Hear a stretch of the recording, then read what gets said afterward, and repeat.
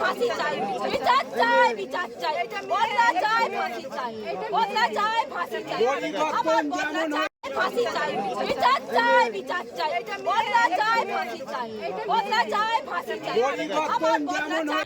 Vote পরবর্তী বাংলায় ফের চরম রাজনৈতিক হিংসার অভিযোগ। জয়ের আনন্দে আবির খেলায় মেতে ওঠা এক ব্যক্তির অপরাধে তাকে নৃশংসভাবে মারধর করে খুন করার অভিযোগ উঠল প্রতিবেশী তৃণমূল কর্মী সমর্থকদের বিরুদ্ধে।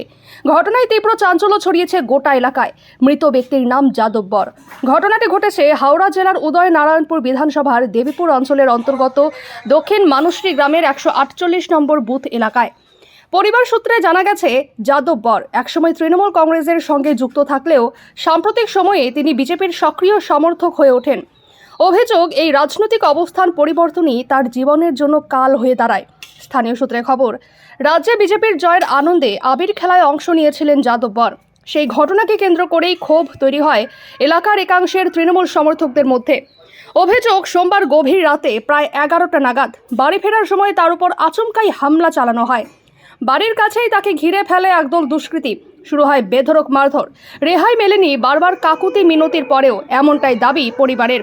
রক্তাক্ত অবস্থায় স্থানীয়রা তাকে দ্রুত উদ্ধার করে উদয়নারায়ণপুর জেনারেল হাসপাতালে নিয়ে গেলে চিকিৎসকরা তাকে মৃত বলে ঘোষণা করেন।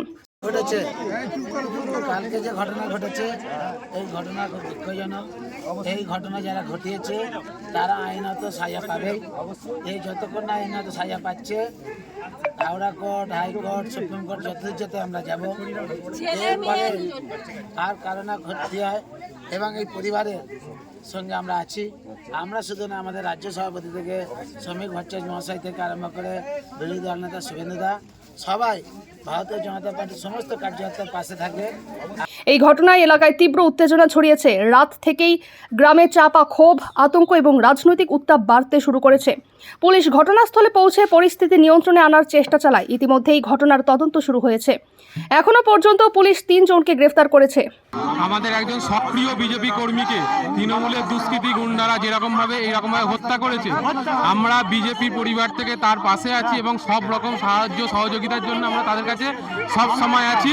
এবং যে এই দোষের সাথে, এই হত্যার সাথে জড়িত আছে, আগামী দিনে তাদের আইনের অনুযায়ী যা সাজা হবে আমরা তার শেষ পর্যন্ত যাব এবং যে আইন অনুযায়ী তার সাজা হয় আমরা সেই চেষ্টাই করব। এই ঘটনায় উঠছে একের পর এক বিস্ফোরক প্রশ্ন। রাজনৈতিক মত বদলানো কি আজও অপরাধ? জয়ের আনন্দ প্রকাশ করাও কি উঠছে প্রাণঘাতে ঝুঁকি? রাজ্যের রাজনৈতিক মহলে ইতিমধ্যেই শুরু হয়েছে তীব্র চাপানোতর। একে অপরের বিরুদ্ধে আঙুল তুলছে রাজনৈতিক দলগুলি। ভোট শেষ, কিন্তু হিংসা থামছে না। বাংলার মাটিতে আবারও রক্তের দাগ। কি রে, তুই আজকেও যোগা ক্লাসে এলি না? আবারও সেই একই প্রবলেম? হ্যাঁ রে, এই নে, তোর জন্য এনেছি নীলপরি স্যানিটারি ন্যাপকিন। এটি অ্যাডভান্স টেকনোলজিতে বানানো অনিয়ন জীবযুক্ত আলট্রা থিন ন্যাপকিন, যেটা আপনাকে দেবে লম্বা সময় পর্যন্ত সুরক্ষা। এটি পুরোপুরি হাইজেনিক, সেফ এবং কমফোর্টেবল। দাগ লাগার কোনো টেনশনই নেই।